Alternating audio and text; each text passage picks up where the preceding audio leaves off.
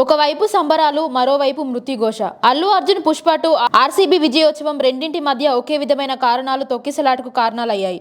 Allu Arjun Pushpa 2 premier సమయంలో భారీగా తొక్కిసలాట జరిగింది. ఆ సమయంలో బన్నీ థియేటర్ లోపలే ఉన్నాడు. జరిగిన విషయం అతడికి చెప్పినా థియేటర్ నుంచి వెళ్లలేదనే ఆరోపణలు వెల్లువెత్తాయి. దీంతో అతడి తీరుపై చాలా మంది మండిపడ్డారు. సరిగ్గా ఇప్పుడు బెంగళూరులో కూడా అలాంటిదే జరిగింది. ఒకవైపు స్టేడియం బయట తొక్కిసలాట పదుల సంఖ్యలో ప్రాణాలు పోయాయి. కానీ స్టేడియం లోపల మాత్రం ఆనందోత్సవాల మధ్య ఆర్సీబీ ప్లేయర్లకు సన్మానాలు చేశారు. ఆ సమయంలో కోహ్లీ నవ్వుతూ కార్యక్రమంలో కనిపించడంతో అతడిపై చాలా మంది ఫైర్ అవుతున్నారు. ఇంత జరుగుతున్నా కోహ్లీ హ్యాపీగా ఉండటాన్ని చాలా మంది తప్పుపడుతున్నారు. అయితే బయట విషయం తెలియకపోవడంతోనే వారు ఆ మూడ్ లో ఉన్నారని, ఈ విషయం తెలియడంతో కార్యక్రమాన్ని కేవలం 10 నిమిషాల్లోనే ముగించేసి వెళ్లిపోయారని కొందరు వెనకేసుకొస్తున్నారు.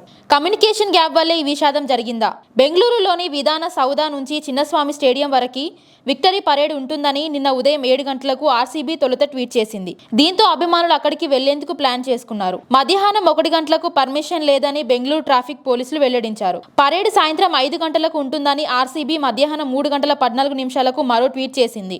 దీంతో అభిమానులు తీవ్ర గందరగోళానికి గురయ్యారు. లక్షల్లో తరలి రావడంతో ప్రమాదం జరిగింది.